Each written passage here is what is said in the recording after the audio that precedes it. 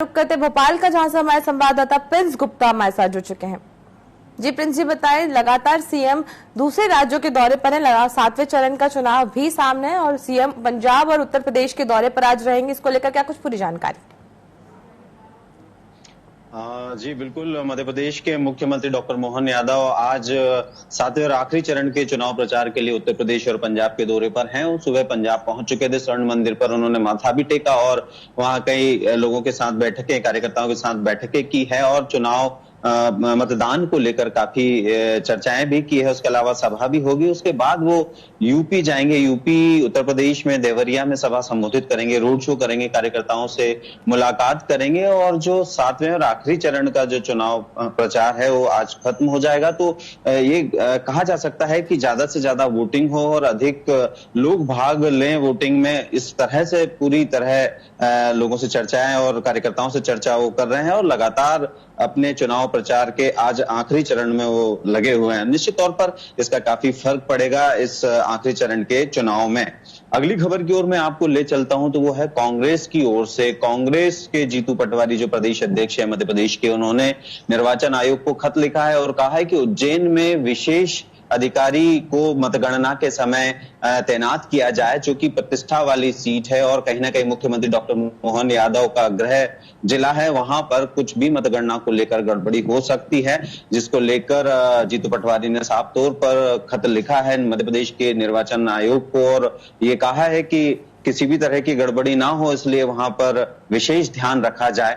तो एक बड़ी खबर ये कांग्रेस की तरफ से है। वहीं बीजेपी की ओर से एक और खबर की ओर मैं आपको ले चलता हूं। मतगणना को लेकर काफी तैयारियां दोनों ही पार्टियां कर रही है। तो बीजेपी भी 1 तारीख को एक बड़ी बैठक करने जा रही है, जो अलग अलग मतगणना होगी अलग अलग जिलों में, जहां सीट लोकसभा की सीटें हैं उस वाइज। तो वहां पर नजर रखने के लिए, वहां पर तमाम तरह की व्यवस्थाओं पर और उस दिन की जो तमाम अपडेट्स हैं उसको लेकर बैठक की जाएगी। पहले कार्यकर्ताओं की बैठक होगी, फिर चुनाव प्रबंधन के जो सदस्य हैं उनकी बैठक होगी। तो इस तरह से मतगणना को लेकर, मतगणना वाले दिन को लेकर तमाम चाक चौबंद कार्यकर्ताओं को किया जाएगा। तो वहीं कांग्रेस भी इस तरह की व्यवस्था में लगी हुई है कि मतगणना वाले दिन पूरी नजर रखी जाए, कहीं कोई गड़बड़ी मतगणना वाले दिन ना हो और मतगणना बिल्कुल फेयर हो।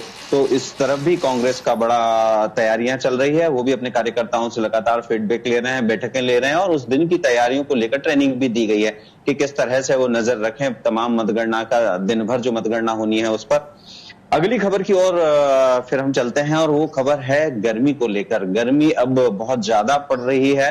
कहीं कहीं थोड़ी बहुत तापमान में कमी दिखी है, लेकिन फिर भी 47 डिग्री निवाड़ी का जो तापमान है वो दर्ज किया गया है और आज भी गर्मी अपने पूरे शबाब पर है। कहा जा सकता है कि लोगों का जीना मुहाल है। किसी भी तरह से लोग सुबह के समय अपने सारे काम निपटा रहे हैं, तो कहीं शाम को देर रात को निकल रहे हैं लोग, दोपहर में धूप में जाने से बच रहे हैं। वहीं गवर्नमेंट ने, मध्य प्रदेश सरकार और मौसम वैज्ञानिकों ने भी एडवाइजरी जारी की है कि धूप से बचने की कोशिश करें, क्योंकि आप बीमार हो जाएंगे, लू लग जाएगी।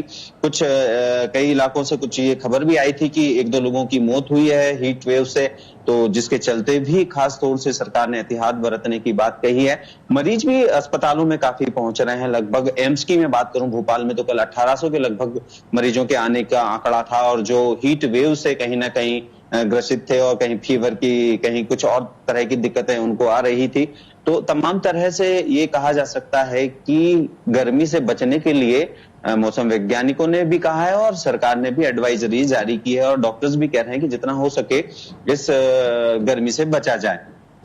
और दूसरी खबरों की ओर अगर हम रुख करें तो राजनीति लगातार चल रही है मध्य प्रदेश में। कई मुद्दों को लेकर कांग्रेस बीजेपी को घेर रही है। जैसे ही मतगणना होती है और आचार संहिता खत्म होती है तो सरकार एक्शन में आएगी और स्वाभाविक है कई काम ऐसे हैं जो ताबड़तोड़ तरीके से किए जा सकते हैं। प्रशासनिक फेरबदल से लेकर राजनीतिक बदलावों तक देखा जा सकता है। तो वहीं कांग्रेस ऐसे कई मुद्दे उछालने की कोशिश करेगी। जो मानसून सत्र होगा उसमें उसकी भी तैयारी कर रही है। जो हाल ही में सामने आए हैं वो भले दलितों के प्रताड़ना के हों, किसी की मौत के हों, कहीं रेप का मामला अभी खुर्रे का जो हाल ही में ज्यादा चल रहा है, उसमें कांग्रेस पर बीजेपी आरोप लगा रही कि आपकी सरकार के समय ऐसा हुआ था, कमलनाथ की सरकार थी 2019 में, तब क्यों नहीं ध्यान दिया। जी, तमाम जानकारी के लिए आपका बहुत बहुत धन्यवाद।